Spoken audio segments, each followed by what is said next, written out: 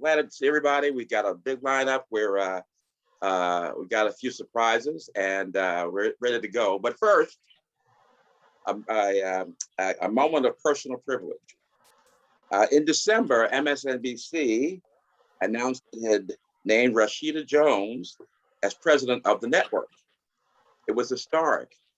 My headline in Journal-isms was MSNBC's Rashida Jones breaks glass ceiling. No other African American had been named to lead a major mainstream television network. He went to Hampton University, and Walter Kimbrough, speaking for HBCUs, he's a college president himself, said, while a tough year, 2020 is also the year that we can stop asking that HBCU relevance question. And Rashida's boss, Cesar Conde, had set a goal of having a 50% diverse workforce across his division. The National Association of Hispanic Journalists issued a statement saying, NAHJ is delighted for Rashida Jones, MSNBC's next president and most prominent Black woman in the cable news industry. We are hopeful about Cesar Conde's commitment to representation and look forward to working together to build mechanisms that will fulfill his 50% challenge and our mission to bring more Latinos into the news and in particular into management. So I invited Rashida Jones to join us here at our roundtable, where so many of us have worked for years to have journalists of color rise to positions like hers. However, we were told by her communications person that, quote, Rashida Jones isn't doing any interviews at the moment, so she's currently unavailable. Never mind that this is more a group discussion than an interview. Nevertheless, we moved on until I saw in the Washington Post in late May an interview by a Post media writer with Rashida Jones. I renewed my request and was asked, is the roundtable only in person or would it be virtual as well? How long is the dinner and where does it usually take place? I answered. The response last week was, we're going to pass on this for now, but thank you so much for thinking of Rashida. I raise this because Rashida Jones is now 40 years old, and many of us in this room have been fighting to have people in such positions since before she was born.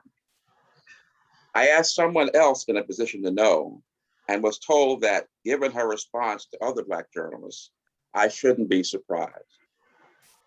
I'm not one to say, never forget where you came from.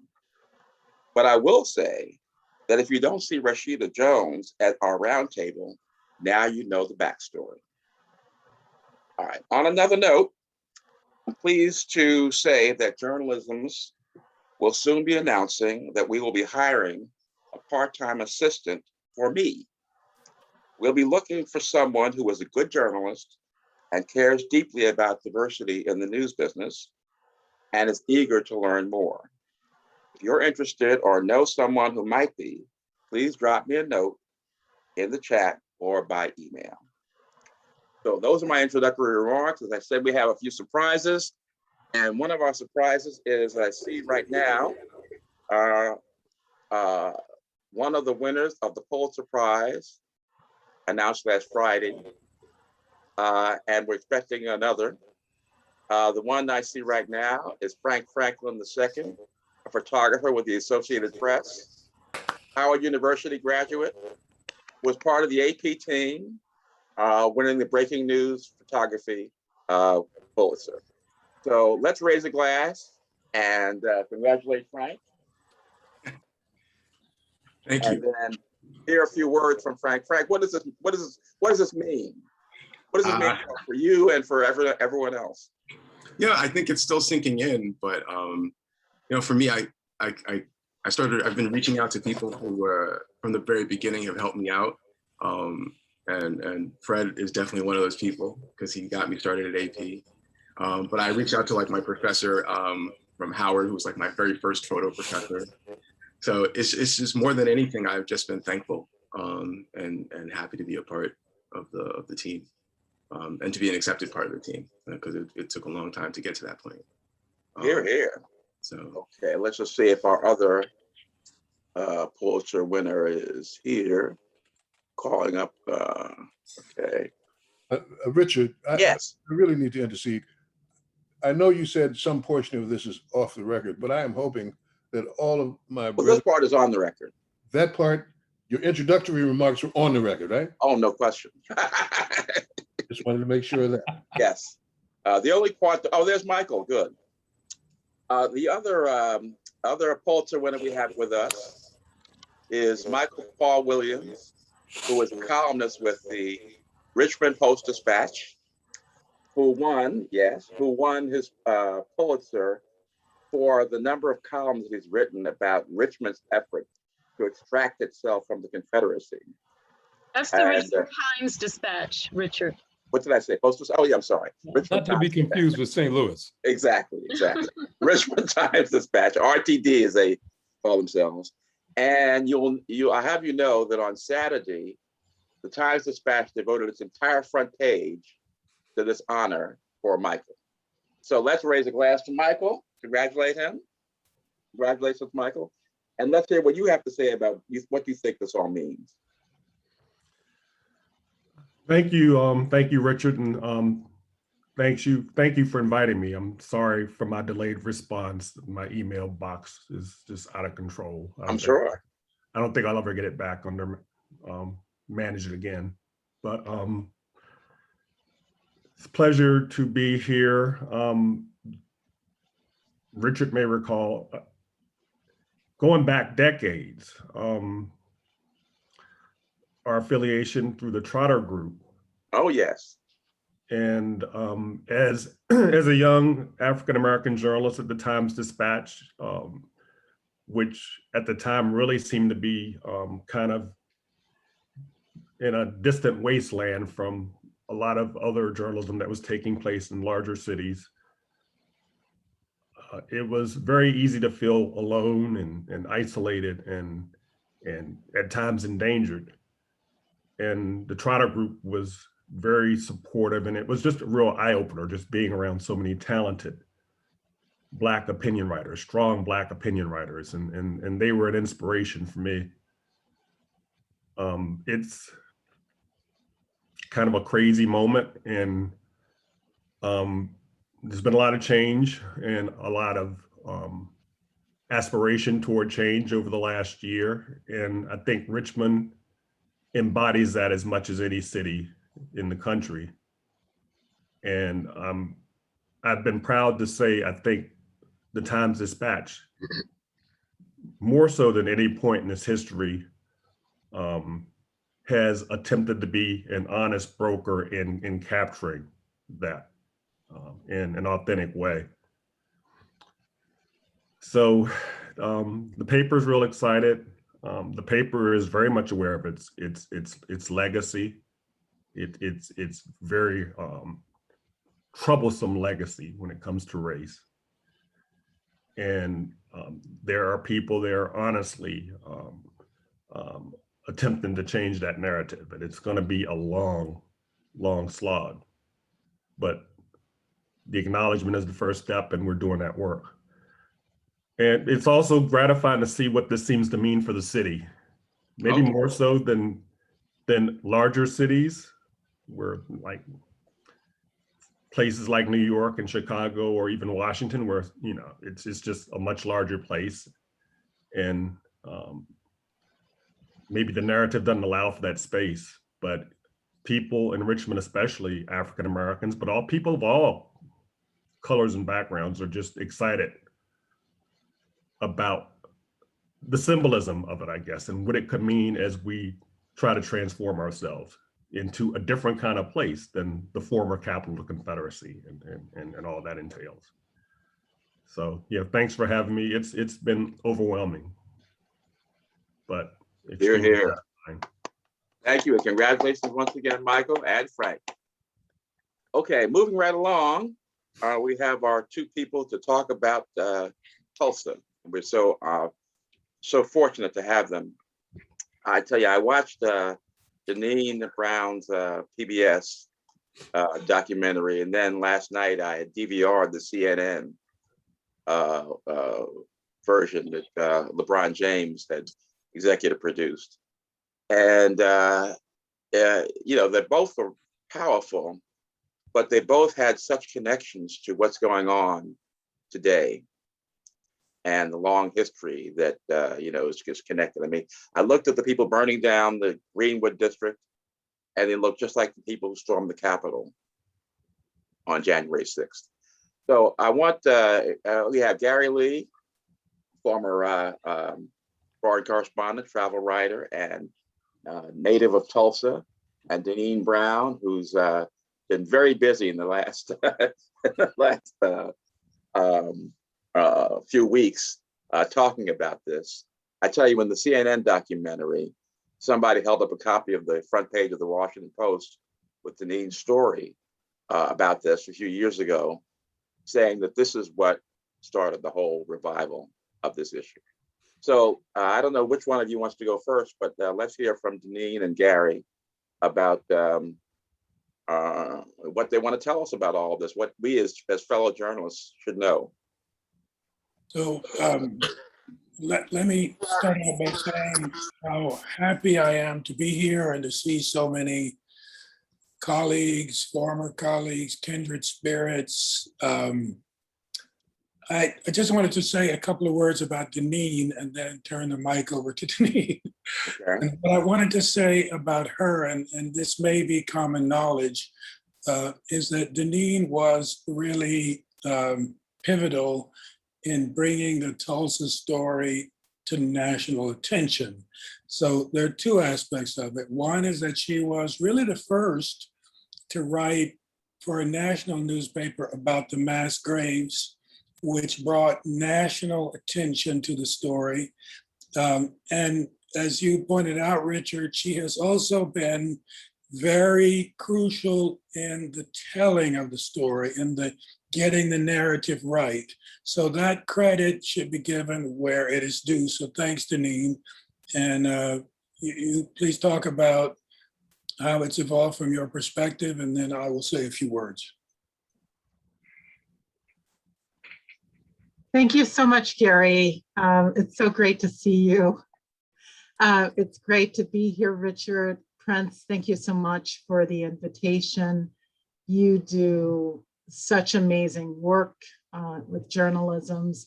And Gary, as I know, as you know, I often talk about the moment you walked in the newsroom from Russia with the hat, and you were so inspirational as well. And it's great to see everyone.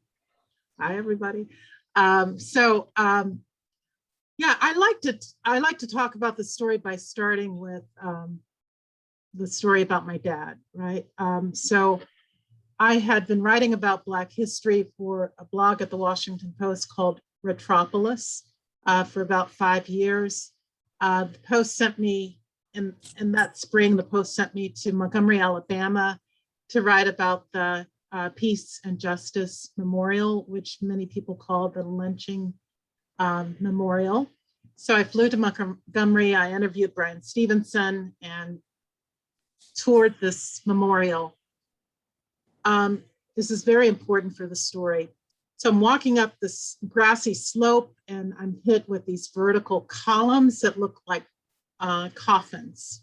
And the way this memorial is designed is it's designed to hit each visitor in the face, like directly, with the names of people who had been lynched. From 1877 to 1950, more than 4,000 Black people were lynched in this country. The Equal Justice Initiative created this memorial to honor them. So I tour this memorial. I'm walking through the columns, they rise, they rise, they rise, and finally there's an indictment of the counties. And then on each side of the memorial, you'll see panels that explain why Black people were lynched. So for example, a Black family was lynched for drinking from a white family's well. Black man lynched for accidentally bumping into a white woman.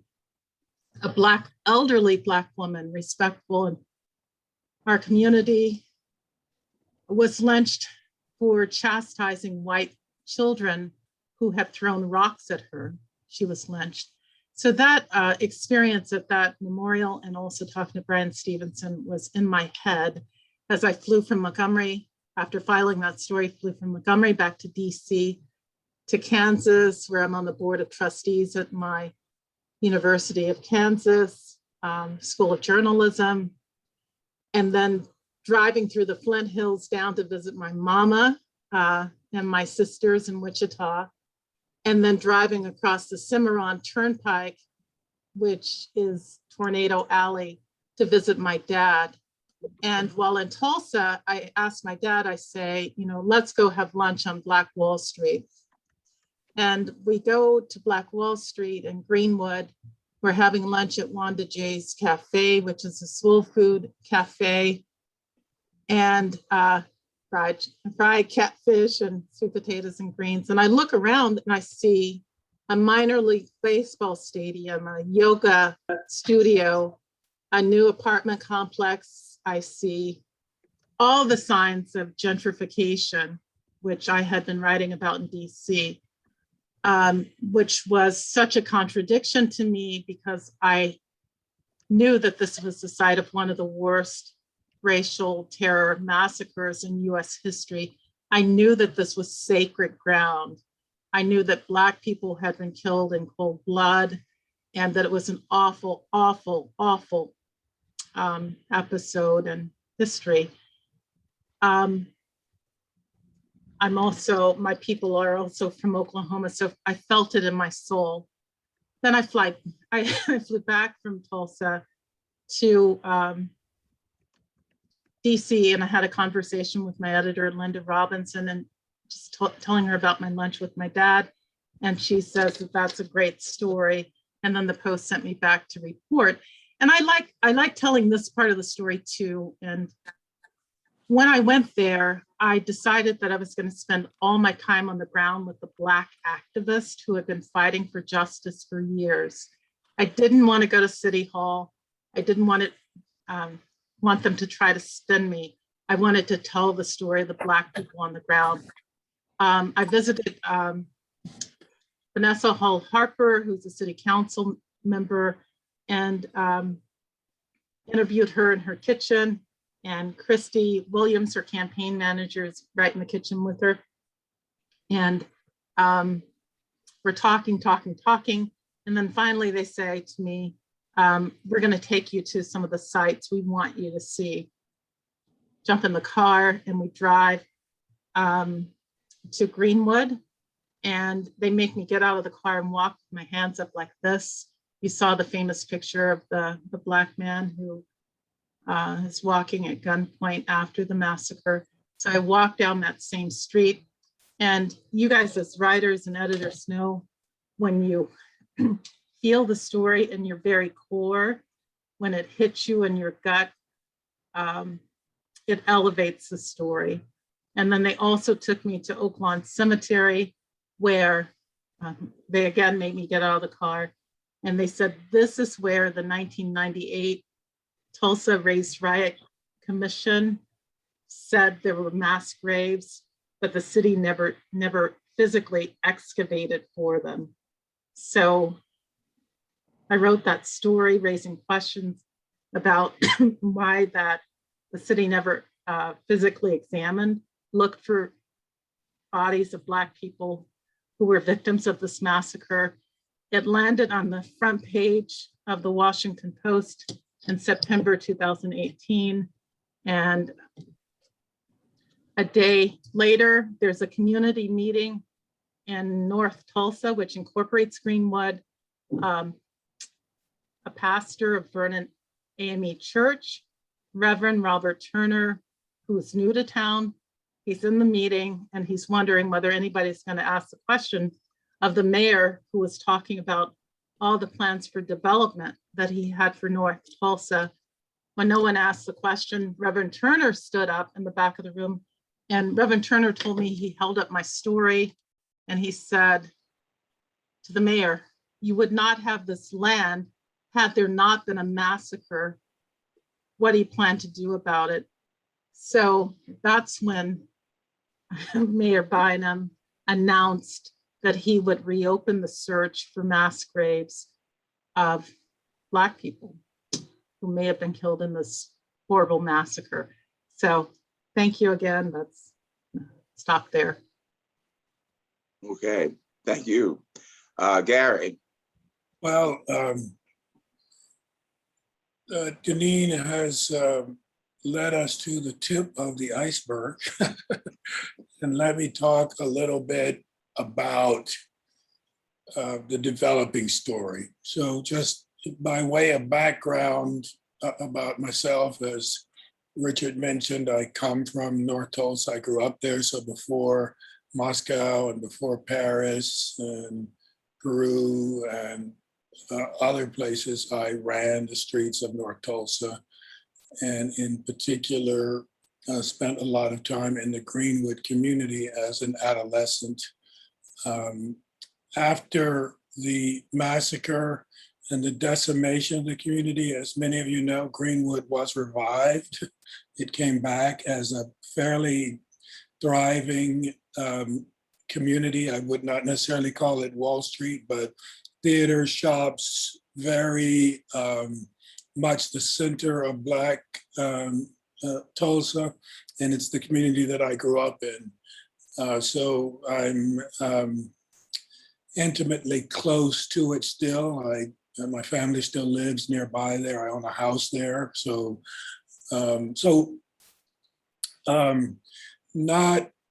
about a year ago or more, I was approached by the family that runs the Oklahoma Eagle, which is the historic Black newspaper from the community, weekly paper, the paper that I grew up reading before I read really anything else, and asked if I would be engaged in helping them to revive the paper. And I said yes, raised my hand. And so I am now an editor at large of that paper. And what we're devoted to as it pertains to the massacre story are a couple of important things. And I'll get to those in a second. But let me say that just be aware that there are various strands of the story that will and should continue to get national attention. I mean, we just had the centennial of the massacre, but the story is obviously ongoing. And as journalists, you're probably aware of it, but let me underline, one is the mass grave story, which it is not clear exactly how that will play itself out over the next few weeks and months. And there are interesting aspects to that. Secondly is the reparations story. So none of the people who are victims or descendants of victims of the massacre have really been compensated for their losses. Big ongoing story there. The third is the trauma in the community. So it's not just that Greenwood was decimated, it was that the whole community was lost its heart and has not regained it. And so those are three strands. There are others as well. The Oklahoma Eagle is devoted to covering those three aspects, being on the front lines of those aspects. It is one of, I think, 3 surviving businesses that started around the time of the massacre and is still existing. So started in 1921, it's been continuously running since then.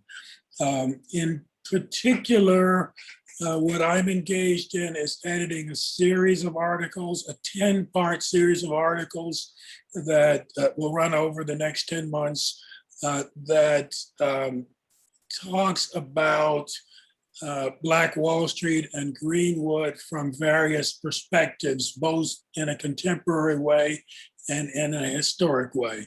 So that, for example, right now, and I'm editing some of those articles and I'm writing some of those articles. So the 2 that I'm focusing on the moment are about the circular dollar in the community, how as it was said the dollar circulated somewhere between 19 and 39 times within the Black community. And I'm trying to dissect the reality of that and to bring it forward to the current, where there is, as you all are aware, a movement of buying Black nationally and internationally, and seeing how that spirit of that relates to the present.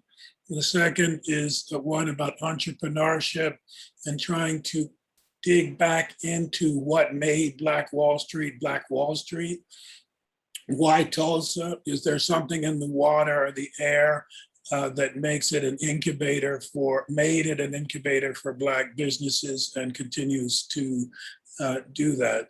And the background of all this, as I mentioned before, is that the historic trauma lingers over North Tulsa still. And there are lots of aspects to that particular story. So let me stop there. I hope there are questions. I know with this crowd, there's always questions. So. Of course. Let me see if Roy Johnson is here. Many people and many columnists have written about Tulsa, but Roy had a personal connection with his family, and I just want him to say a few words about that and anything else he wants to bring up. Roy, you there? Okay. I am. Can you hear me? Yes. Well, I thank you, Richard, for inviting me, and I want to continue to give thanks to DeNeen and Gary for their work. And at the risk of being repetitive to Gary, I too am a native of Tulsa, who grew up on that land, who walked those streets as a youth. Many people don't know that the GAP band stands for Greenwood, Archer, and Pine.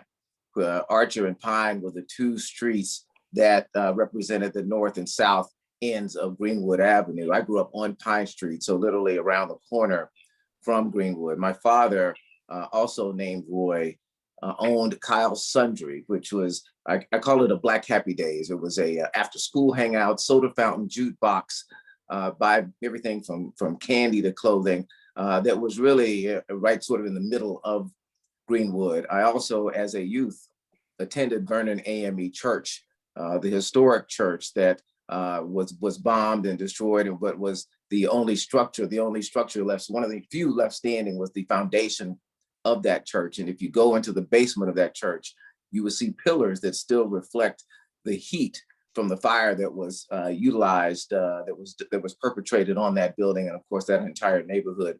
And most importantly, I was given a tour by Reverend Turner when I went there in early May, and shown the room where many of the members of the church hid during that attack. And that room and the walls that protected them are still there, as were some photographs of me as a young child on the wall. Reverend Turner was not aware that I had been a member of the church throughout my entire life. So it was great to be able to go back in early May and experience that.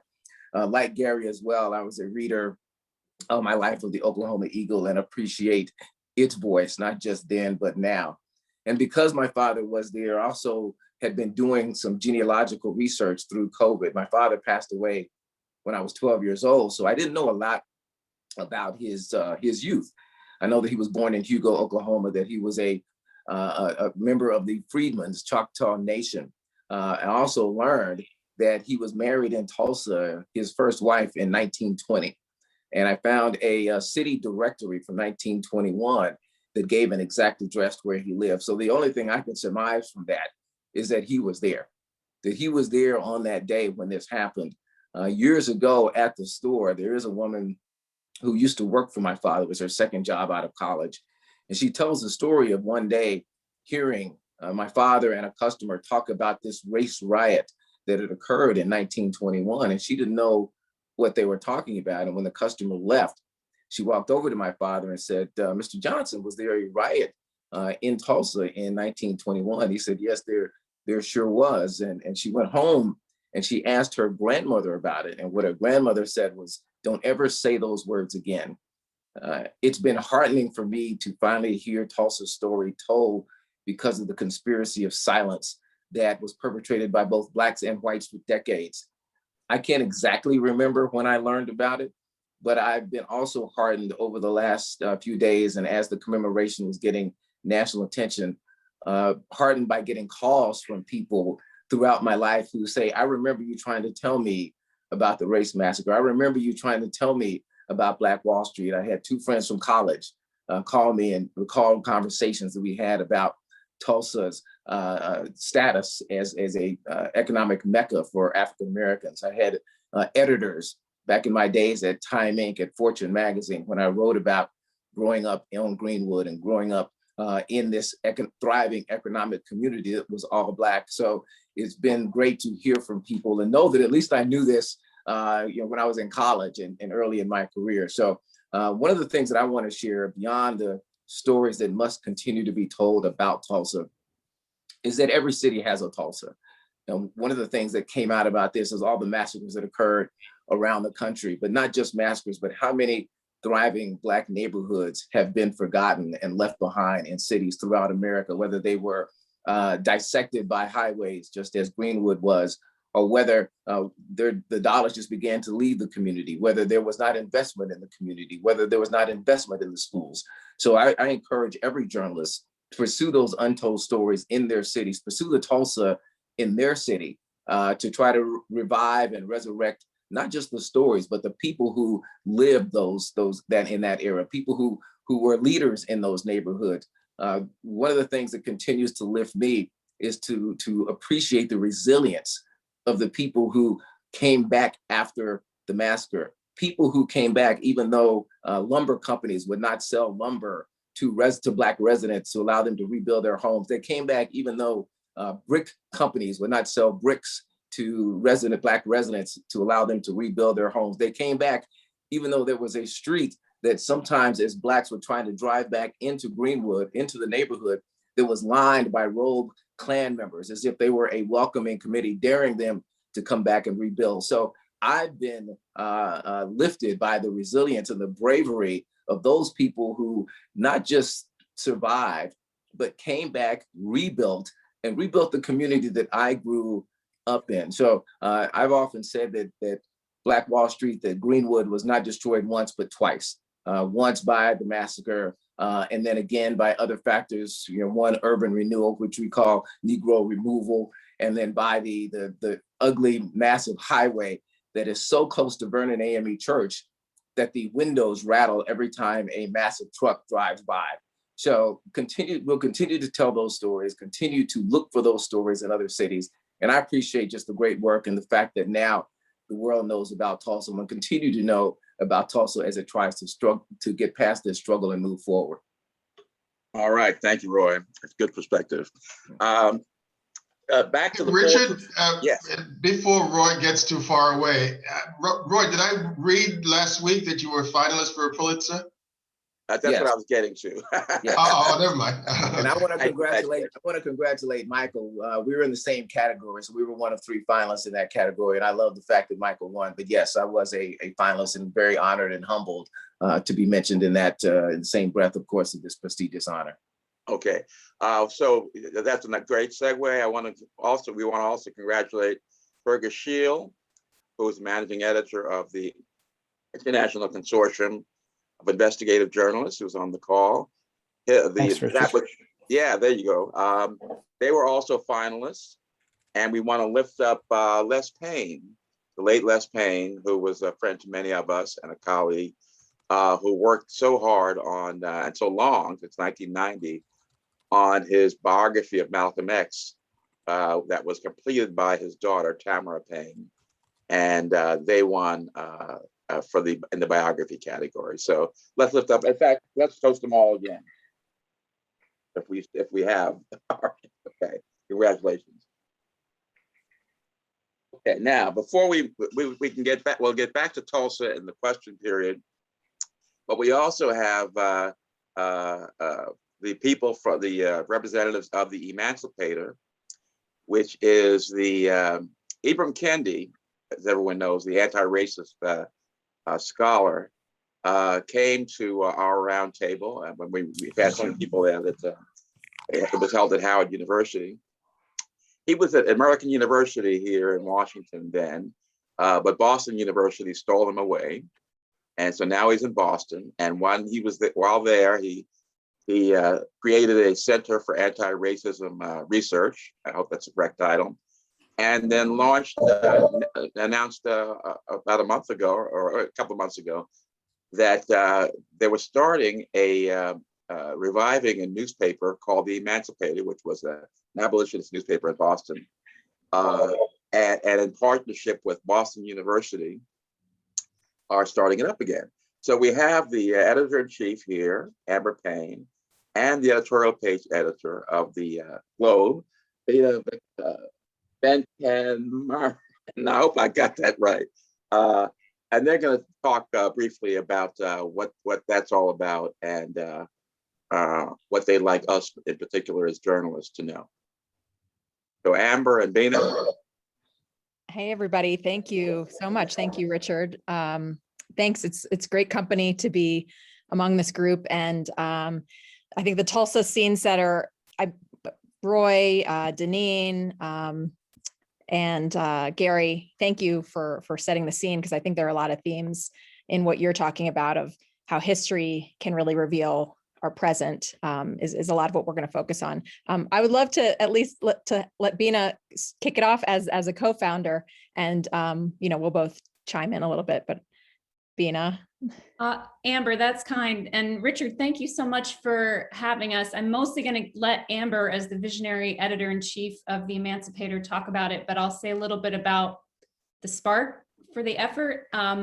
It's such an honor to be with all of you and just to be hearing about this coverage and hearing from journalists who have been doing this work for so long. And I think part of the inspiration and the reason for reviving the tradition of abolition era newspapers is a recognition that for a long time, a lot of journalists have been doing this work, and that we need to amplify it. We need to start moving the conversations forward in some specific ways. And so the spark for this new publication, new platform, came out of when Dr. Kendi arrived in Boston.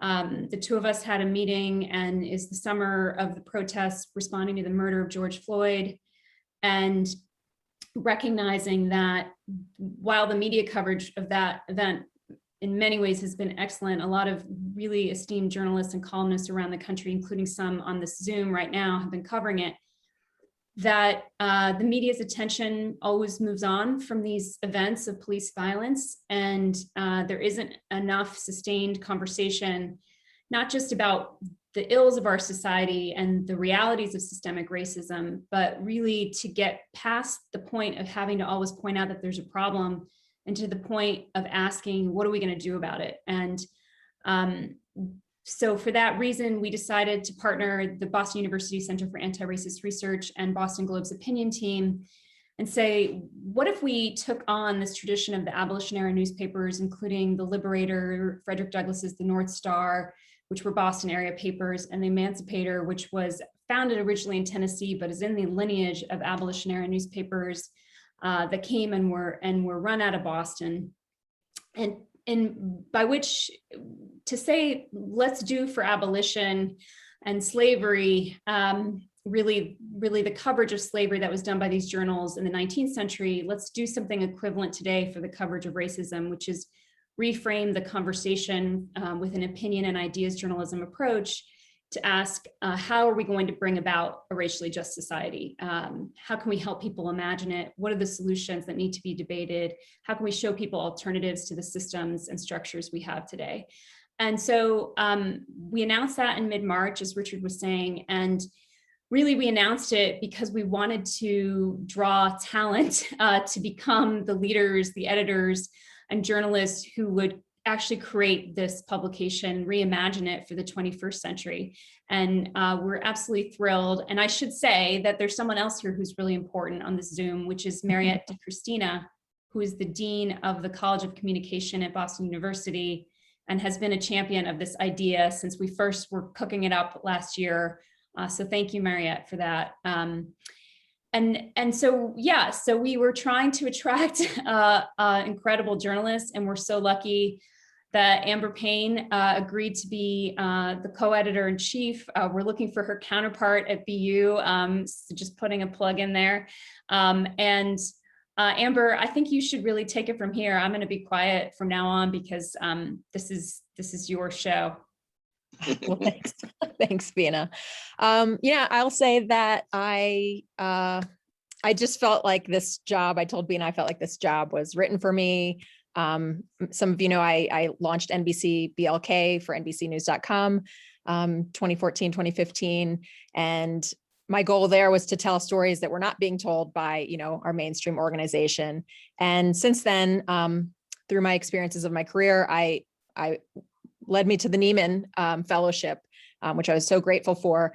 But it was very foundational for me to take a step back and take classes like Khalil Gibran Muhammad's Race, Inequality, and Democracy, and think about journalism and think about some of the stories that I had done that I thought, you know, I was very proud of, but I had to take a second look at, looking at things like data and how as journalists we use data and how often we're getting reports. Okay, how many Black unemployment stories have I done? And how many have I really had the time to explain the context behind that unemployment rate and the group of people that are not part of it.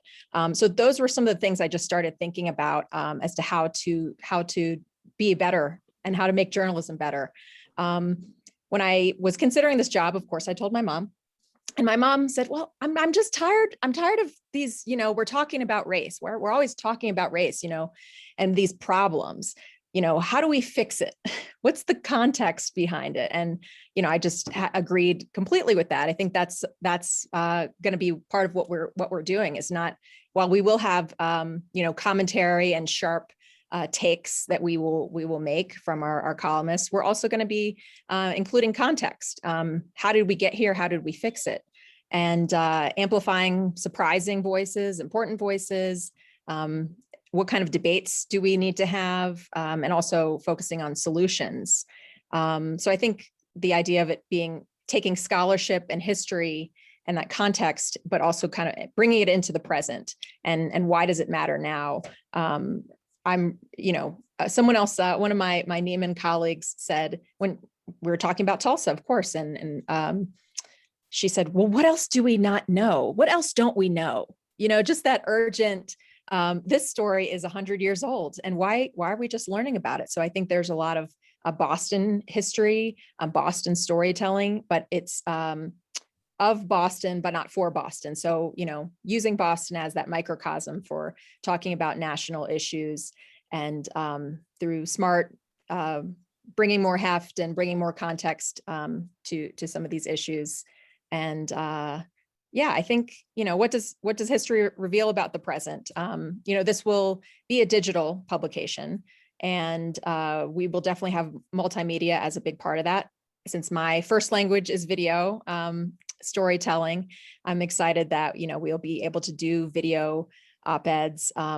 We will do explainer style storytelling. I'm interested in imagery and archival imagery and what that tells us about now. And you know, whether it's archival or a modern day picture, I was struck by a story. I think Clint Smith wrote it for The Atlantic, where it was a photo from January 6th, and it had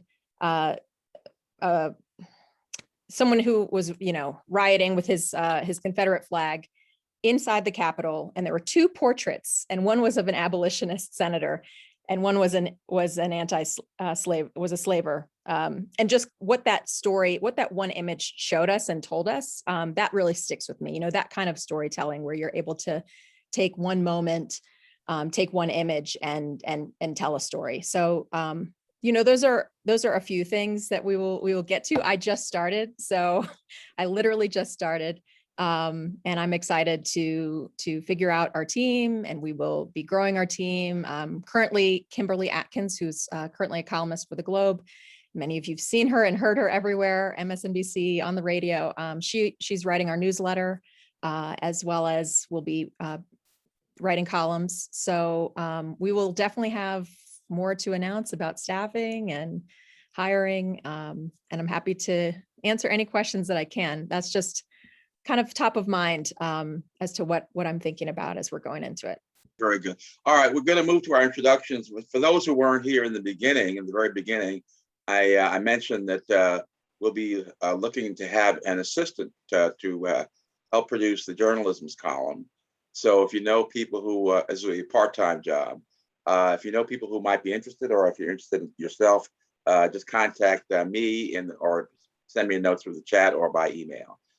So now we're going to go through our introductions. We have a lot of people, so please be brief. Miranda, you didn't say who you were, so now this is your chance. Okay, hi. Good afternoon, everybody. I'm Miranda Spivak. I did work at the Post when Kevin was there, and DeNeen and Hamil and Jean Meyer, and Shirley Carswell is also on this call. Currently, I have a grant from the Alicia Patterson Foundation this year, and I'm doing some stories on police accountability and open records or lack thereof. And by the way, if you're going to IRE on Monday, I'm running a panel at noon on how to get open records. So All right, how to make records more open. Thank you. All right, Ronnie Thomas. You there? I am. Okay. Yeah, I'm Ron Thomas. I've been the director of the journalism and sports program at Morehouse for the last 15 years. And we're a minor in English, and I hope soon that we'll be a major. Before that, I was a sports writer for over 30 years, covered mostly NBA, football, tennis. And the other thing I wanted to mention is the only time I had ever heard of the Tulsa race massacre until recent years was I had a brief conversation with Roy Johnson, I don't know, sometime when we were covering a basketball game 30 years ago. And I wish now I had followed up on whatever mention that was to ask him more about it. So. All right, Gail Power Terry and Mike Terry. Okay. I'm Mike. I'm mainly Gail's husband, but I used to work at the, I've worked at the LA Times, briefly at the Post. I worked also with a newspaper in the San Bernardino County, the San Bernardino Sun. Also, if you really want to go back, Soul Magazine, where I did music and jazz writing. And I'm still working at a community paper in the San Fernando Valley. So I'm keeping busy that way. All right, great. Got Gail. Gail Pollard Terry, Miami Herald, Boston Globe, LA Times for nearly 25 years, currently working for the LA Public Schools. And it's been a very interesting year communicating during COVID. But mostly, I'm Mike Terry's wife. All right, Karen Dunlap. Karen Brown Dunlap, former president of Pointer. I'm wrangling family in Tampa and working on community projects in Nashville. All right, thank you. Hamil Harris. All right, yeah, Hamil Harris. I'm a journalist and I'm freelancing, but I have a new job really working for Zinger News, covering Congress and things. So I'm trying to get back into the frying pan. And I had an article in Newsweek. It's kind of this new partnership. So I'm grateful, and, you know, thank God to see all my colleagues from the Post and Hazel and all the family. So we all coming with you, Kevin. We coming to LA. Okay, Mike Hill. Hi, Michael Hill, retired TV editor from the Washington Post. Okay, all right, Amber, we know. Frank, we know. Mike Williams, we know. Benita Bing. Wait a minute.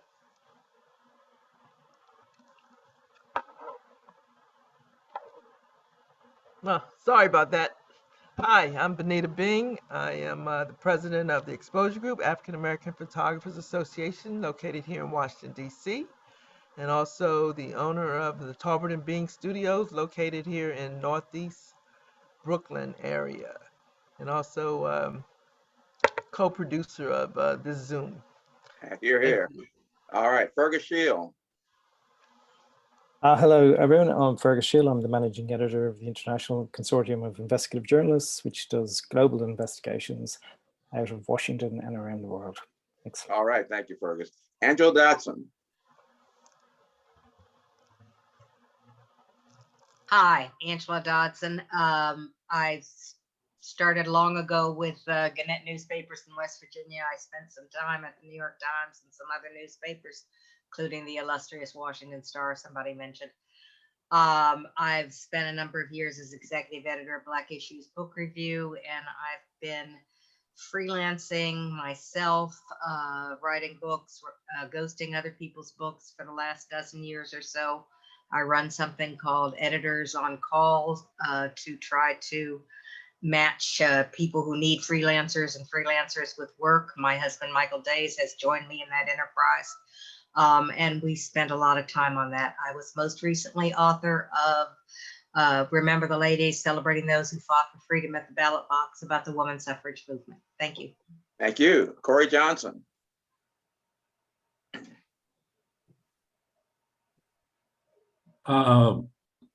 Good afternoon. My name is Corey Johnson. I am an investigative reporter at the Tampa Bay Times newspaper here in Tampa, owned by Pointer, which Ms. Dunlap was the former president of, as she so graciously mentioned. I'm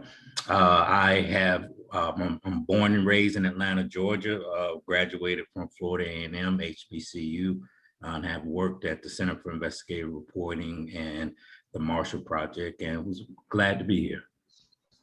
All right, very good. DeNeen and Gary, thank you once again. We'll get back to you. Michael Days, your name just came up.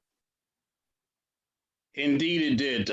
Retired in December from the Philadelphia Inquirer, where I'd been VP Diversity and Inclusion for a couple of years. Before that, I spent most of my time as the editor of the Philadelphia Daily News, although, as you know, Dick, you and I met many, many moons ago when we were both reporters at the Democrat and Chronicles. I worked there, Wall Street Journal.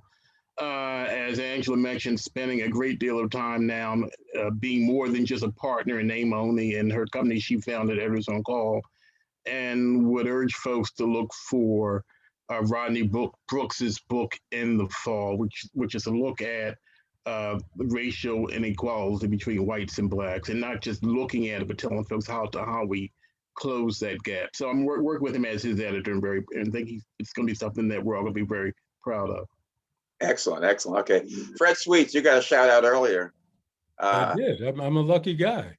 I've worked both at the Washington Post and the LA Times as a photographer and editor. I count Donna and Kevin as friends, and I'm anxious to start the sharing relationship between my favorite Black weekly, the St. Louis American, and my old paper, the Los Angeles Times. Very good, very good. Roger Witherspoon. Hi, folks. Kevin was the second Black journalist I met when I moved to Dallas in '85, and he's come a long way since then. Congratulations. I've worked in LA and just about every place else for the last 55 years, and now I'm semi-retired. All right, thank you, Roger. John Yearwood. John. Hey, Richard. John Yearwood, now at Politico as global editor, and a former NABJ board member and current board member of the International Press Institute. One meeting to go and I'm off the board in September. Okay, Claudette James. Good afternoon. Claudette James, Truth in Education, Journalism and Reporter. Very strong advocate for diversity and inclusion in newsrooms and education systems. Former news reporter and former assistant superintendent of the Ithaca City School District. All right, thank you, Claudette. Hazel Edney.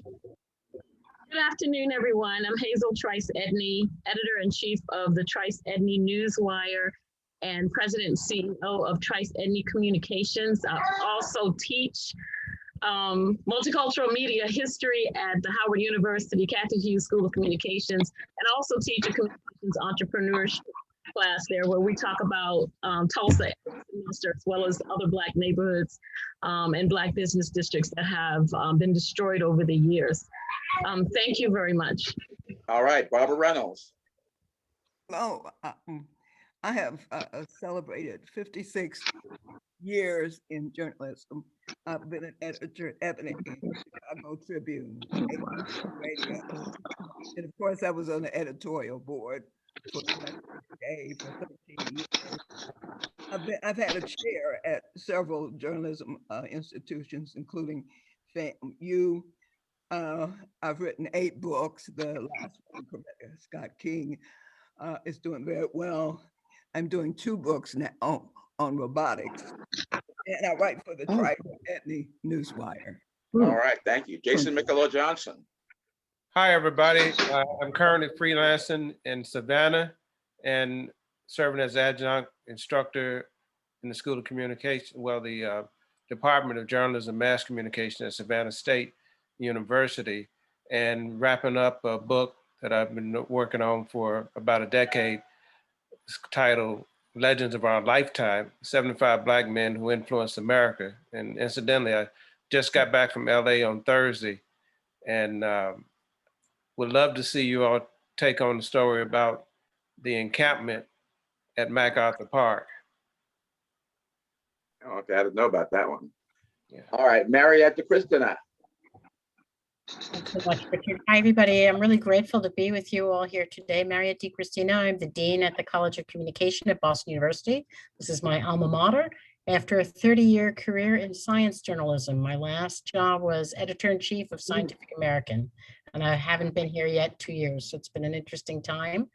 I'm really excited about the Emancipator, and I'm working with Amber and Bina on that, but also wanted to mention this group, the Justice Media Collab, which is a project that our journalism students do with our data scientists at BU. And we put them together for stories in the public interest, and just began this class this spring. And there were 6 projects they reported. They do it with media partners. One was a statewide investigation into racial disparities in arrests that we published with NBC here. And we had another one on inequities in PPP loans, which we published with CBS. And there are more on their way. Anyway, if this sounds interesting to you, I stuck my email in the chat. And thanks again so much for having me, Richard. It's been just amazing. Great, glad you were here too. Jackie Jones, who got a shout out from Donna earlier. Hello, Jackie Jones. I am Assistant Dean for Programs and Chair of the Department of Multimedia Journalism at Morgan State School of Global Journalism and Communication, and want to shout out 2 of my students who were part of the New York Times Pulitzer Prize winning coverage of COVID. And both of them graduated last year, one in the spring and one in the fall, and they got internships and were kept on, hired full-time as news assistants, and one just got promoted to reporter last week. All right. What are the names? What are the names? Jalen Moffett Moat and Sierra Queen. Sierra, all right. Yeah. Very good, very good. He'll be working at the LA Times soon. From your lips to God's ear. You know it. Dave Umhofer. Hi, everybody. I'm a longtime political reporter in Wisconsin, mostly at the Milwaukee Journal-Sentinel, which is actually where Kevin got his start. My job now is recruiting journalists to apply to the O'Brien Fellowship at Marquette. We give people almost a year to work on public service projects, journalism projects, social justice. We're heading in that direction in a big way now. So Richard, thanks for helping get the word out. Thank you. All right, Paul Delaney, a member of the organizing committee. Hi, Paul Delaney. First of all, congratulations and best wishes to Kevin and Donna. I spent most of my career at the New York Times, and at one point we tried to hook Kevin, but he was either smarter than we were or whatever. And we failed to nab him and see where he ended up.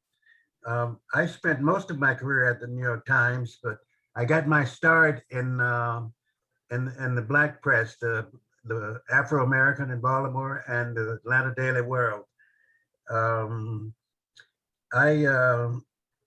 I was born in Montgomery, that we considered kind of a little Tulsa. And I'm sure at some point, Dick, we'll do something on Montgomery, and I'd be happy to participate. Again, my sincere congratulations to Kevin and Donna. All right, thank you, Paul. Monroe Anderson. Yeah, I met Kevin back in the late 70s, early 80s. Walter Morrison, who was a Chicago Daily News reporter, told me this is a promising young man. He was, and I have a son who lives in LA, so I make it out there periodically. All right, Darren Snyder. Good afternoon, everybody. Can you hear me, Rich? Yes. Okay, good afternoon, everybody. My name is Darren Snyder. I'm currently the Director of Communications at Duke Ellington School of the Arts in Washington, D.C. Also currently an adjunct professor at Washington Trinity University and a ghostwriter for a few different content firms. Spent about 25 years as a columnist with, well, not as a columnist, ended up as a columnist, 25 years with Gannett, and took a buyout and spent another 11 or so years with the Washington Times, sports only, thank you. And that ended in December 2019, victim of a layoff. Me and Kevin have butted heads during the 3-on-3 NBA tournament, NBA basketball tournament. I think we matched up a few times. I'm gonna say we probably played each other to a draw. Congratulations to him and to all the Pulitzer Prize winners and finalists. All right, Gene Meyer.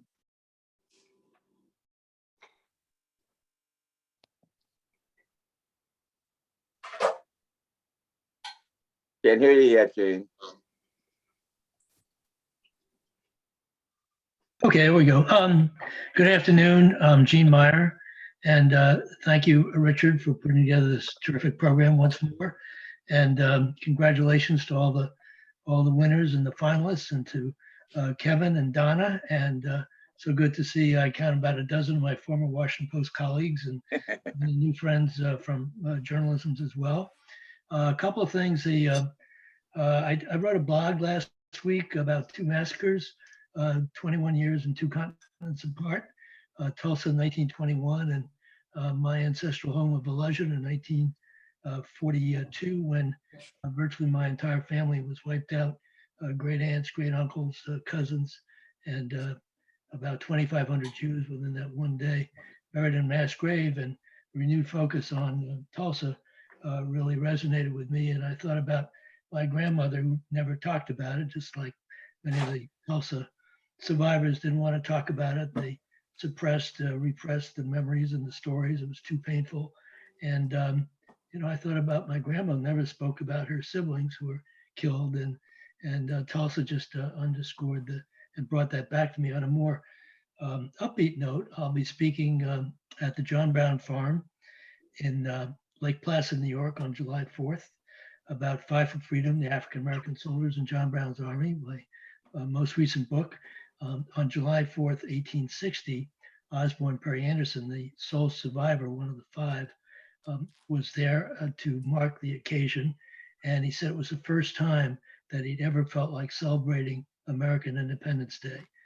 So if you're up in the Adirondacks around the 4th of July, come on by. Should be fun.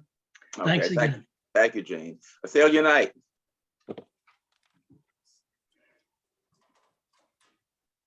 I had to unmute myself, sorry. I'm Athalia Knight. I'm a former reporter at the Washington Post, retired reporter for the Washington Post, where I worked for 33 years. I currently teach part-time at Georgetown. All right, Kimberly Kelly. Good afternoon, everyone. Kevin and Donna. I am a former investigative reporter at the Washington Post, where I worked with Kevin on the Pulitzer Prize-winning Fatal 4 series on officer-involved shootings.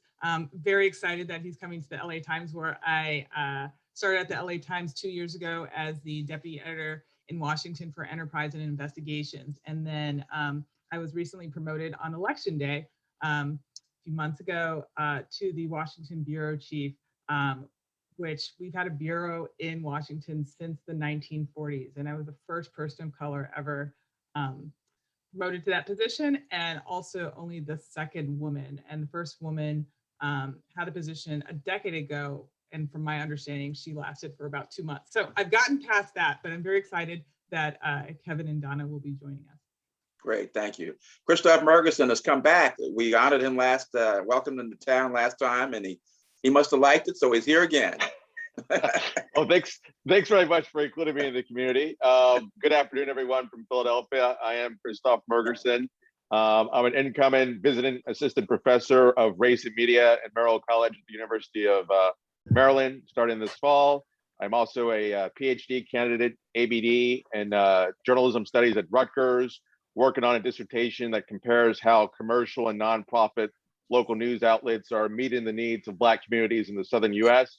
I'm from the Washington, D.C. area by way of Texas and New Orleans, and I'm formerly a producer with WBOK 1230 radio in New Orleans, serving the Black community. So thanks very much for inviting me and allowing me to be a part of your community. Here, here, okay. Sharon Farmer, who just had a birthday. Happy birthday, Sharon. Thank you very much. I'm glad to be one more. I am one more. But I do want to mention Southeast again. Yes. We have great stories over there. And if you don't know about the big chair in Anacostia, you gotta go. Thank you. Here, here. Okay. DeNeen, we're gonna get back to you. Dinah Eng. Hi there. I'm formerly with Gannett News Service. I was the former president of the Asian American Journalists Association. I moved from Silver Spring to Los Angeles, and I now have half a foot in journalism and half a foot in screenwriting. I'm currently a contributing writer for Emmy Magazine, Fortune Magazine, and I have a movie coming up on CBS this December, Christmas Takes Flight. And if you get Netflix, watch my movie, Christmas Inheritance. Here, here. All right. Lynn Adrian. I was just about to bounce out, but yes, I am Lynn Adrian. I'm the director of the DC Graduate Program in Broadcast and Digital Journalism for the Newhouse School at Syracuse University. I'm also on the board of the projects I'm also on the board of the workplace integrity projects that are run by the Freedom Forum. But I also want to say a special shout out as a terrier for my classmate, Kevin Merida. So proud of you and so proud to see the work that you've been doing and all the other prize winners that have spoken to us today. Okay, and a board member of Journalism Inc. Yes. Brenda Seiler. Good afternoon, everybody. Happy to be here. Brenda Seiler. I'm a contributing writer for the Washington Informer. I do topics including STEM, aging and caregiving, since I did 2 stints at the AARP, and HBCUs because I'm an alumna of Spelman. I'm a native Washingtonian, but right now I live, Anacostia and Riggs Park. Sharon, I have a picture of me and my sister under that big chair when we were kids. And anyone here, any of our educators here in the DC area, if you're looking for a guest lecturer, that's something that I do with my friends who are academics. And I did one recently for Cornell, looking at moving from journalism to organizational communications, back to journalism, working in nonprofits and associations and communications. I can do that work for you and would like to do that with you. Thanks. Okay, thank you, Brenda. Vern Smith. Hey, good afternoon, everyone. Vernon Smith here. Kevin and I were colleagues back at the Dallas Morning News, and it's so great to see him continue to rise and do well and make us all proud. Currently, the National Ocean Service and scientists and others who are trying to save the ocean. Another project that I've got going on, try to encourage more students of color to consider careers in marine science, both as scientists and as science communicators. All right, Sheila Solomon. Good afternoon, everyone. Shout out to fellow alum Donna Britt and Kevin. Back, let's see, in the 80s, I believe it was, you were in Charlotte with Dan Quayle, and I was a member of the editorial board then at the Charlotte Observer, and got quoted in your story. How about that? Okay. I also want to mention that I'm the vice chair of Journalism Funding Partners, and we announced last week that we have a Knight grant. All right, very good. Shirley Carswell. Hello, everyone. Good to see everybody. I'm the executive director of the Dow Jones News Fund, which is an organization that promotes careers in journalism. We offer this year, we're offering 86 students internships, scholarships, training. We'd love to get more HBCUs and Hispanic serving institutions involved, so please reach out to me.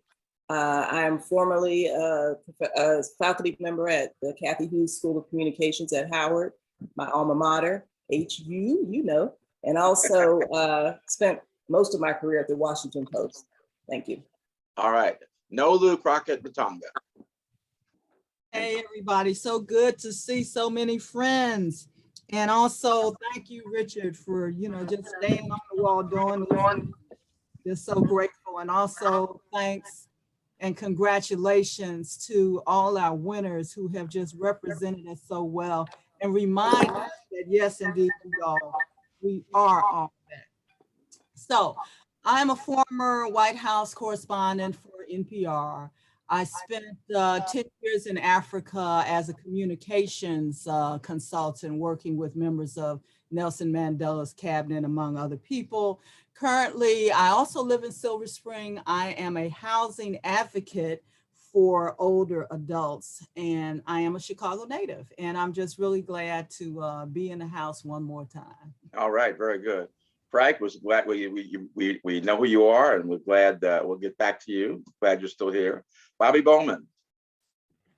Hi, I'm simply a happy graduate student at this point. Kevin, Donna, I just want to say to both of you, we are so proud of you all. This is so historic for us. Thank you all so, so much. And the last thing I wanted to say is if you don't speak Spanish now, we hope you will. It is a very easy language to learn. All right. Caroline Brewer.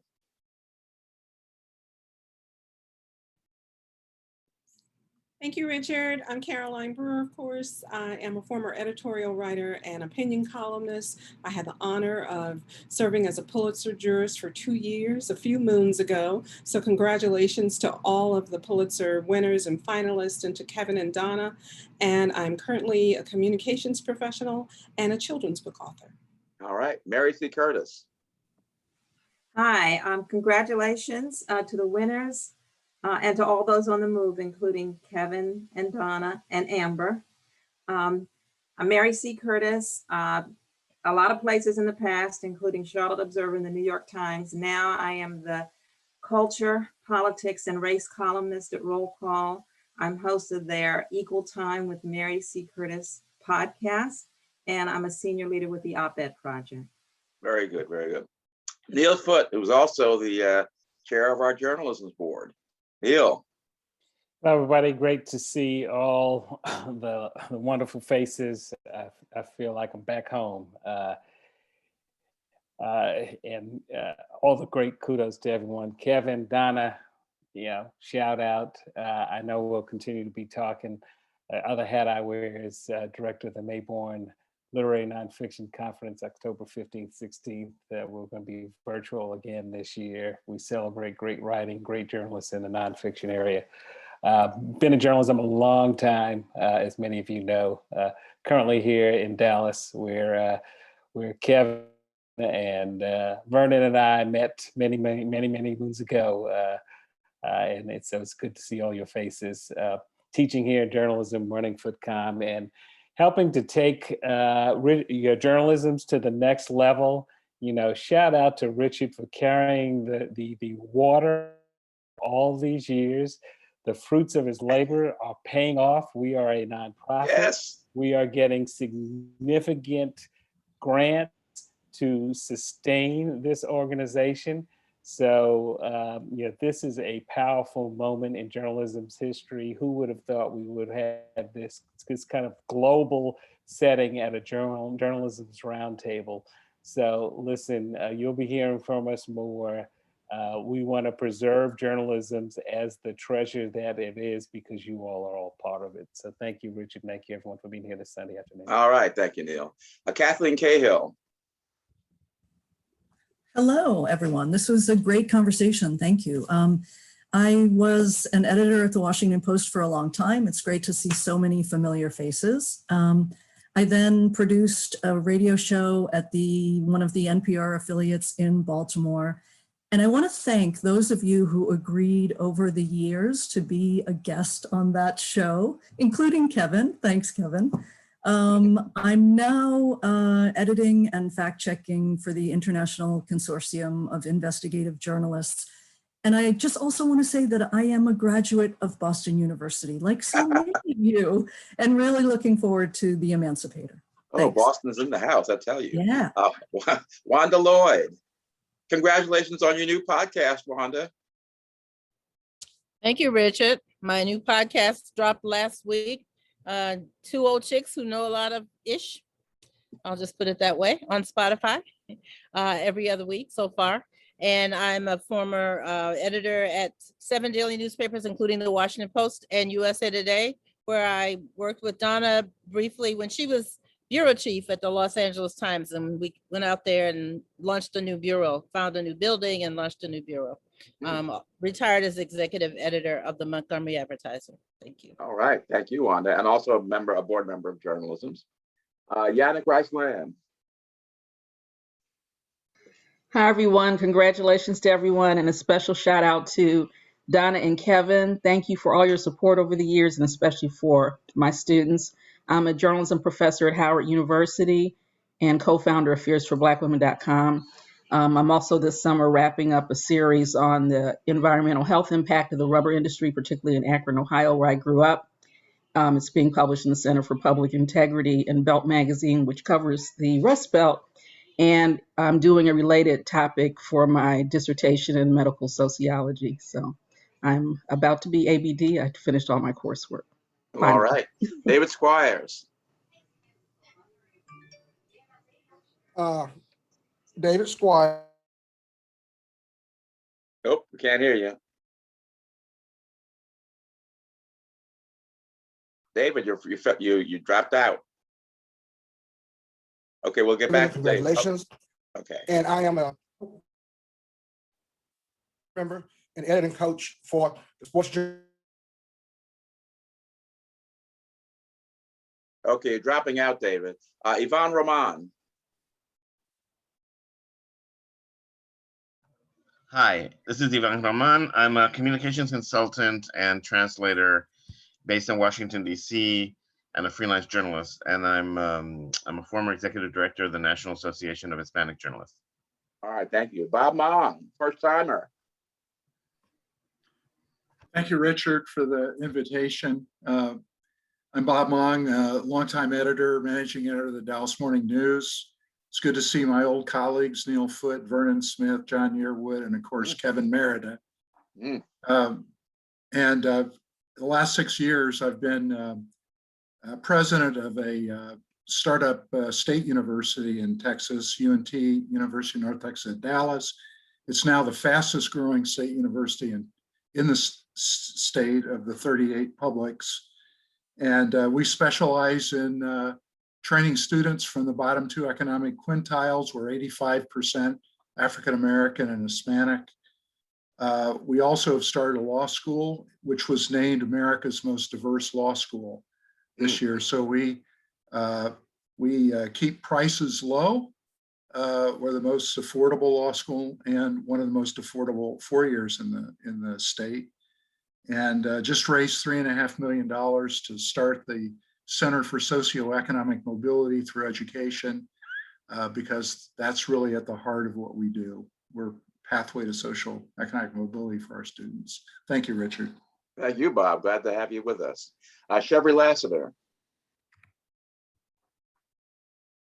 Hi, I'm Chevry Lassiter. I'm with the Washington Informer. I'm the photo editor, and I produce Win TV on every Friday at noon. Nice to be here. All right, and co-producer of this Zoomcast, Bonnie Newman Davis.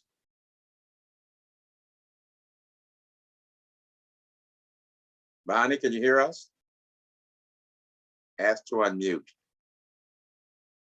Okay, we'll get back to you. Rochelle Riley. Hello, everyone. I'm Rochelle Riley. I'm Director of Arts and Culture for the City of Detroit, a former longtime newspaper columnist at the Detroit Free Press and author of 2 books, Burden, which came out in paperback, and Kareem Abdul-Jabbar said was the best book he read on the subject, and That They Live, the new book. African Americans who changed the world. I am among millions of folks who, because of his stellar service to political writing and editing, is looking forward to what Kevin does with political coverage in the Times over the next 2 years. So congratulations. Oh, and I'm also a part of that Dallas morning news team that worked for Bob Mung back in the day. I'm sorry, Rochelle, I didn't know that you were on the call. My apologies. No, not at all, but it's good to see you. A whole bunch of folks came through Dallas and watched Kevin from a long time ago and knew these things were coming. So glad to see it. All right. Melvin Claxton. Ask to unmute. Hi, Richard. Thank you for inviting me. And sorry, I'm just a still picture, but you know, I'm at a construction site, so I don't want to have you guys with all this background. I'm a former investigative reporter with the Chicago Tribune and with the Detroit News. I currently run a educational video game and animation studio. In fact, you shared some information when we animated the Mueller report, which was fun a couple of years ago.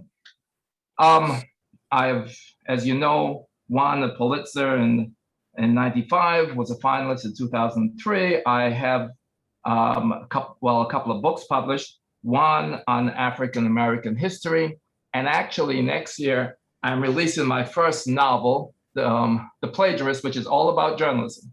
So it's fun to be here. Okay, great. Bonnie, are you available yet? Bonnie Newman Davis? Yes, I'm here. Can you hear me? Yes. Hi, everybody. Thanks so much, Richard. It's a pleasure to be here. I've enjoyed this forum. Just want to say congratulations to all of the winners. Donna and Kevin, I mainly know you through Michael Paul Williams and Robin Farmer and Cassandra Spratling. So I'm here representing all of them. Excuse me. Been trying to eat while I'm listening. I worked with Michael Paul Williams for nearly 20 years at the Richmond Times-Dispatch. I'm a former NABJ board member. I edited the NABJ Journal. Right now, I am an adjunct professor at Norfolk State University. I've taught at several universities. And I run a nonprofit institute, the B&D Institute of Media and Culture. I will sponsor for the 4th year in a row a summer media program for for middle and high school students. And I'd love for some of you all to participate and contribute to the effort.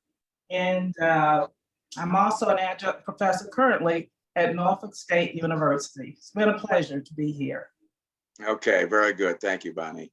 All right, I think we've gotten everybody who's still here.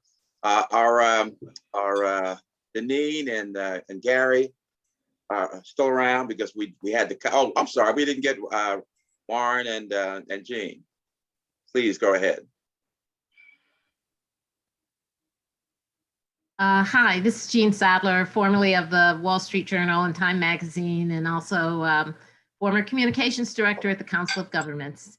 Now retired, working on a family memoir, and mostly the wife of Warren E. Leary, who is here. Okay, Warren. I'm Warren Leary, retired science writer, New York Times, Associated Press, and generally just hanging in there and doing what I can do. And I want to congratulate the couple heading out to Los Angeles and the Pulitzer winners. It's just so heartening to see after years in journalism that we're no longer rarities. You know, there are more than 1 and 2 that you can cite. And I think that says a lot about journalism right now. Here, here. Okay. All right. We had to cut off the questions for the Tulsa discussion. So we have about 15 minutes left in this roundtable. So if anybody, I don't see DeNeen and Gary, but there might be others who want to talk about that or have questions or want to discuss. I am here. I'm here. Oh, good. Okay, great. All right, let's go back to Tulsa and see who else has a comment or a question. No one? Well, I'd like to ask one. Okay. First of all, I want to congratulate my dear friend DeNeen for all of the amazing work that she's always done, but particularly on this. while there was nothing that was done around the country like, well, there were several others, but Greenwood was the worst. Are you working on anything that talks about or looks to what has happened to all of those districts like that, from city to city, Louisville, Roseville, everywhere? Thank you so much, Rochelle. That's a great question. Yes, in fact, I put in the chat that there's another documentary coming out. It's called Rise Again, Tulsa and the Red Summer. There's an NABJ screening this evening at 6 p.m. and a discussion at 7 p.m. moderated by Roxanne Gay with director Don Porter. Don Porter directed this documentary. You may know she also directed Good Trouble, which featured John Lewis, and just recently the production with Prince Harry and Oprah. So she's the director that worked on this project. But yeah, so Red Summer, as you know, began in 1919. I argue that it actually began in 1917 with East St. Louis, Illinois, when there was a massacre there. There's a massacre in Washington, D.C., Chicago, Omaha, Nebraska, and one of the worst is in Elaine, Arkansas. Many of you guys may know that. Yes. But in this documentary, I actually visit Elaine, Arkansas, and talk with many of the descendants of that horrible, horrible atrocity there. They are not, in Arkansas, they're not as far along as Tulsa in terms of even acknowledging the massacre that occurred in September 1919 into October 1919, nor the state has not investigated what occurred there. And the descendants in Arkansas say that there are mass graves. There may be as many as 800 Black people who were killed during that time. So yes, thank you again, Rochelle. I've tried to expand this series of writing to let people know that Tulsa was one of the worst, but was not the only massacre. Mm-hmm. Thank you so much. All right. Anyone else? Yeah, I do. Okay. In a number of the stories that I've seen dealing with Red Summer and the pogroms that led up to or preceded Tulsa, I haven't seen much dealing with the 1876 U.S. Supreme Court decision in Cruikshank that said whites had a right to band together to kill blacks. And that set the legal premise for all of the massacres that followed over the next 50 years. That grew out of the Colfax massacre of 1872.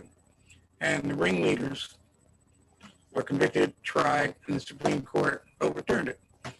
It said whites had a right to do that the states did not have the right to do that, but the citizens did. Want to comment on that, anyone? Okay, well, thanks. I saw a mention of that in the documentary that the History Channel did on Tulsa.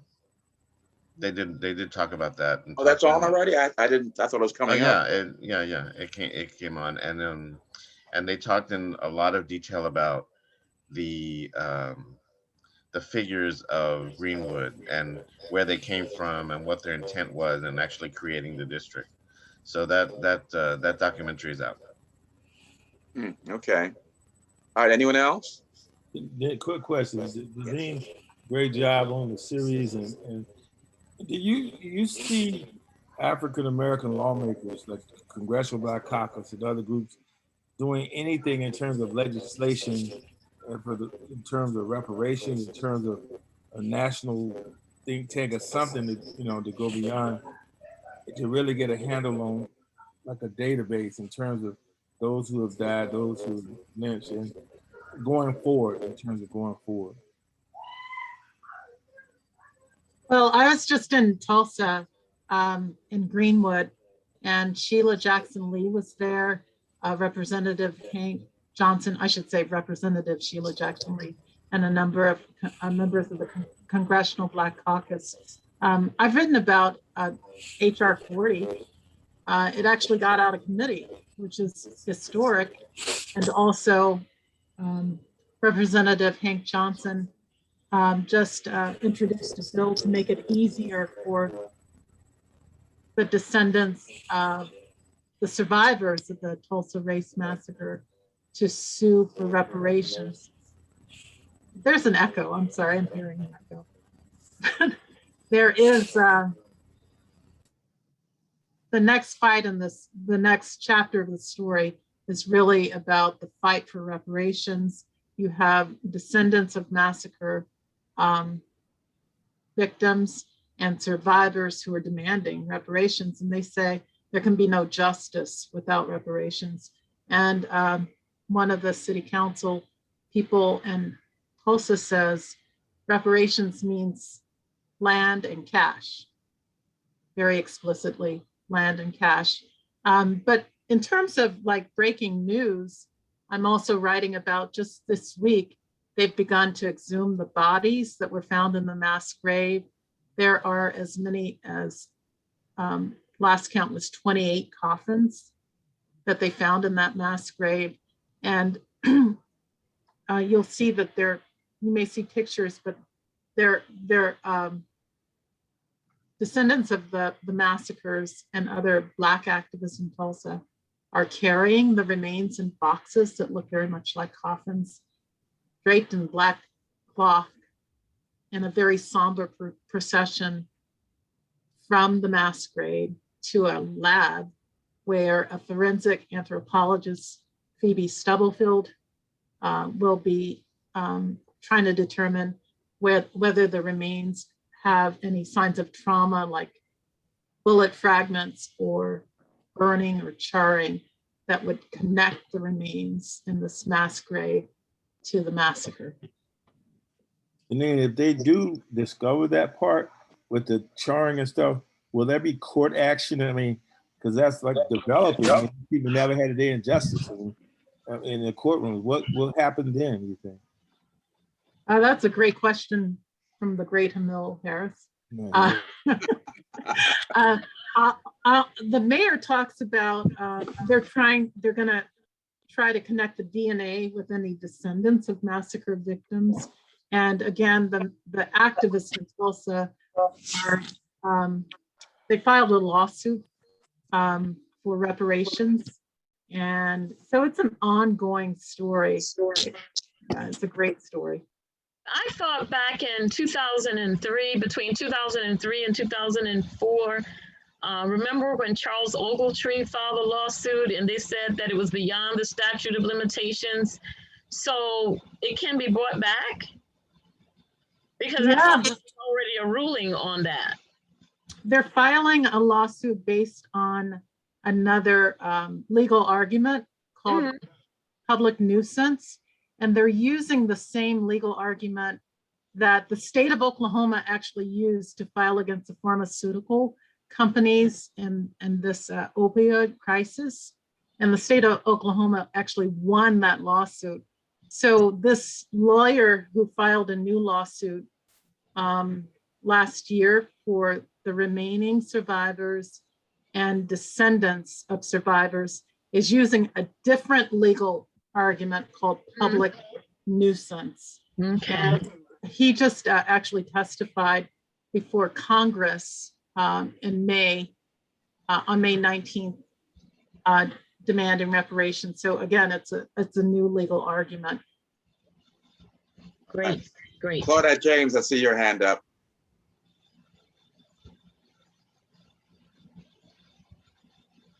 Can you hear us, Claudette? Yeah, unmute yourself. Sorry, I'm sorry. Is Amber still with us? Amber, are you here? Is Amber still with us? I don't see her. I guess not. Okay, I just want to throw this question out because it's also in reference to Times communications. With the Emancipator, my understanding is that it's going to be a digital communications.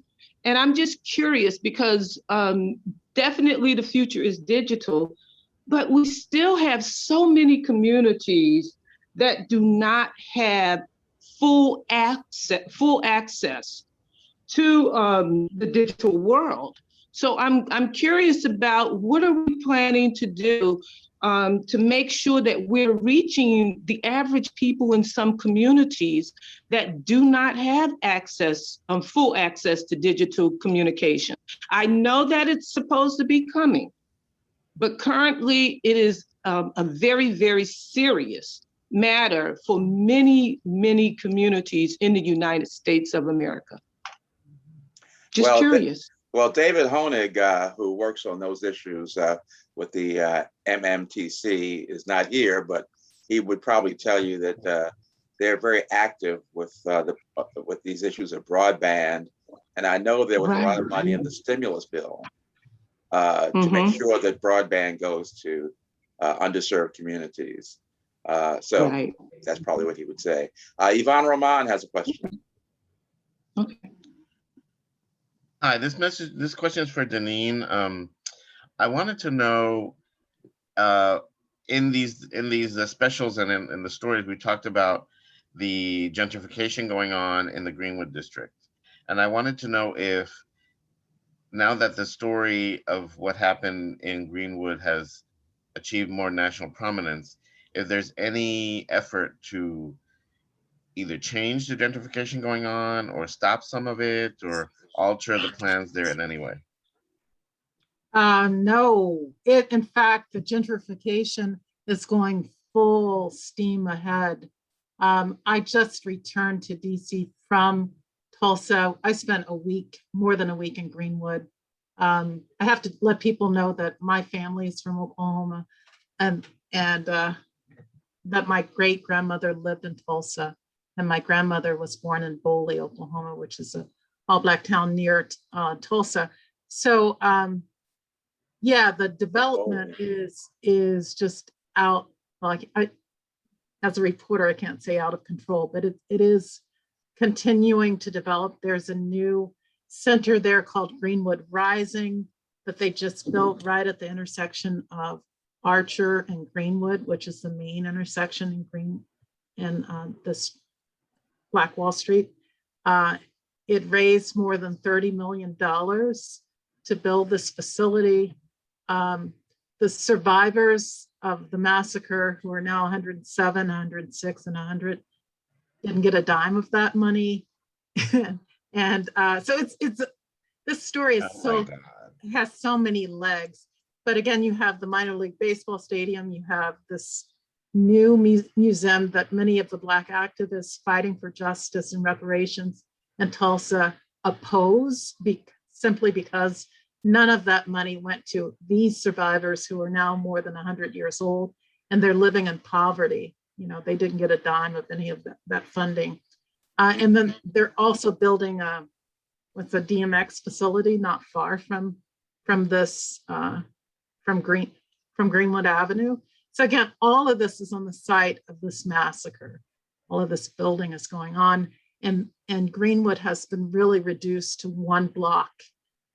One block. So Vernon AME Church is still there, and then you have a few buildings that were built in Greenwood after the massacre, and you have the Greenwood Cultural Center. But that's a great question, because the Black people in Tulsa, you know, they feel in some ways they're trying to hold back a tide of development from consuming this very important site in Black history. Right. All right. Nola, you have a question. Yeah, I do. And it sort of follows on what DeNeen is saying. And I want to salute you, DeNeen, and Roger, and so many others of us who have covered these difficult stories for so many years. I am suffering from the angry Black woman syndrome, right? And I say, if you're not angry, you're not paying attention, right? I mean, some of you who know me personally know I have my whole NPR story and all this kumbaya 50 year. It just enrages me, right? Anyhow, here's the question. I am finding it difficult from a mental health standpoint to consume all this news about Tulsa, about the George Floyd anniversary, about white police officers killing Black people, about Black people killing Black people. It's just like, I need some coping skills. And I'm wondering if our community here, journalists, especially those like you, DeNeen, who are on the front line, I mean, how are you managing? Because I mean, it's just so infuriating. It's just, I need some help, people. Just somebody give me some support about what. Well, I often, that's a great question. Thank you so much. I often tell, like I tell my students, because I'm teaching and reporting and writing, and I've worked on 2 documentaries. One is on PBS and the other is premiering on National Geographic on June 18th. And so people say, are you tired? And I'm like, no, I'm not tired. I'm doing this work because of the ancestors, honestly. We Black people know that our ancestors cry out to us. And if you're open and you hear them and you're obedient and you do the work that they ask you to do. Again, my people are from Oklahoma. My father is a descendant of a Creek freedman. My great-grandmother lived in Tulsa. My grandmother, you know, was born in Boley.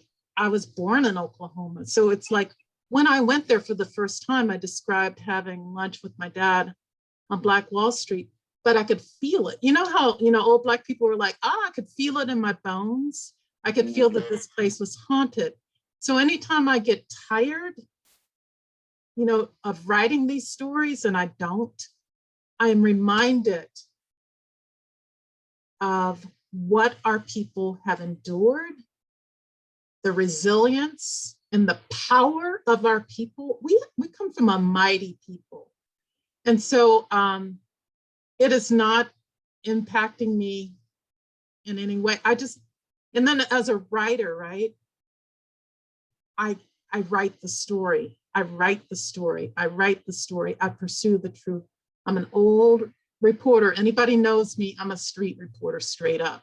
Never at my desk. In fact, when I was in Greenwood last week, when all the television camera crews left, I was still there. And I was at the city council meeting where they passed a resolution for reparations. I was the only reporter in the room, right?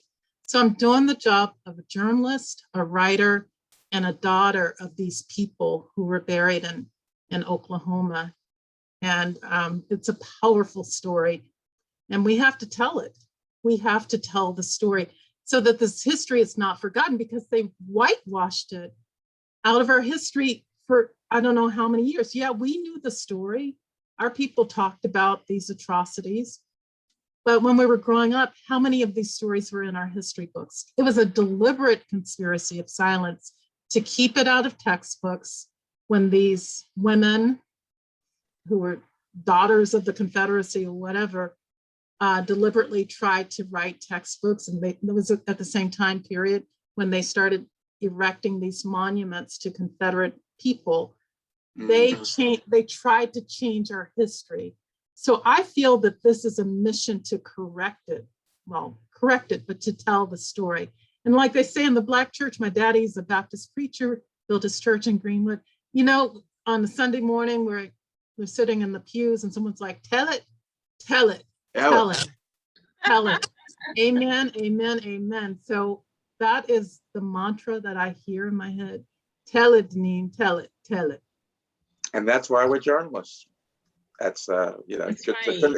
couldn't have said it better. Now, Melvin has a question. Yeah, thanks, Richard. DeNeen, I would like to get your comment on this. I had lunch last week with an attorney friend of mine who actually has made a lot of money for survivors of the Holocaust.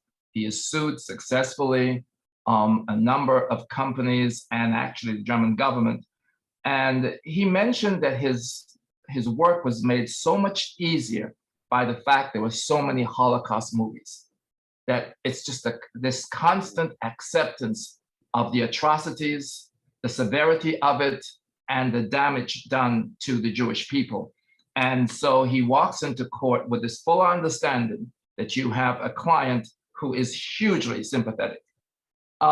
do you think that that is something that needs to happen with the Black story in terms of an acceptance of the atrocities, in terms of retelling? Now, we know there are hundreds of Holocaust movies. And in fact, I had a really strange moment. Now, let you comment this just right now, real quickly.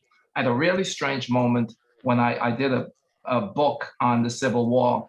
And my editor at Wiley called me. He said, good God, this would be a great movie if only they hadn't done, Course Glory. And I'm saying, we get one movie, one. And so that's my question. Do you think that, I know what the work you're doing is phenomenal. I mean, I'm a big fan of what you're doing. Do we need to do a lot more of this? Is this the solution in part? Oh my goodness, that's a great question, Melvin, and I admire your work. Thank you for that question. Yes, there are so many stories out there. And that, we heard Kevin say, as long as you can write, you can, what he says, you have game in the game, ball in the game, I don't know, basketball lingo. But as long as they're writers, many of us have moved into different, jobs, but we can write. We're trained journalists, and we got to write these stories. Our ancestors are demanding that we write the stories. One person can't tell it all. One person can't write it all. We walk past lynching sites on our way to lunch. When I was in Memphis recently working on this film Red Summer for National Geographic, I thought I would go to the Civil Rights Museum because, to pay my respects to Dr. Martin Luther King Jr. And I'm driving around Memphis, trying to find a parking space. And I look up and there's a historical marker that says massacre site. So one person, well, I'm not saying one person, but we each of us has to tell a piece of this history, of the story of the African diaspora. We feel it in our gut. And I put something on Twitter recently that said, until the lion tells the story, right, the hunter will always be described as the hero. And one of the other quotes that I use often when teaching my students, because I'm like, Black history all the way, even as I'm teaching them journalism, we study Miriam Makeba. Oh, really? We study Miriam Makeba. I teach them about Miriam Makeba. And she talks about how the colonizer, when the colonizer comes and writes a story as though we did not exist, right? And there's a new documentary out called Exterminate All the Brutes, which connects the dots. We know that the colonizer's intent and objective was to exterminate Indigenous people and African people, to wipe us out. So when we see these massacres that happened in this country, many people don't know about, we got to tell it. Back to the church, hey, it's Sunday. Tell it, amen, amen, amen. And the more documentaries that come out about these massacres, there were a lot that came out on Tulsa. LeBron James had one. There was one on the History Channel directed by Stanley Nelson. PBS was the one that I did with Jonathan Silvers. Oprah was in town. There's one on CNN, was phenomenal. And then again, Red Summer. Yes. When I go on radio, people say, well, what do you think about so many of these documentaries coming out at the same time? I'm like, yes, this is great. How many documentaries have you watched about the American Revolution, the Civil War, World War I, any other aspect of so-called American life? We need more of these stories told in all kinds of forms, in newspapers, magazines, podcasts, movies, documentaries, and keep telling that story. Yes. And yet, of course, now we have the backlash to quote unquote critical race theory, which is would take things in the other direction. We have to wrap this up. So I want to thank everybody very much for being here, especially our guests. And I want to note that as far as my opening remarks about Rashida Jones, David Squires tells me that she did go visit some Black students at North Carolina A&T. So we'll add that to the record. Maybe we'll be next, who knows? But thank you everybody for being here. I hope this was enlightening.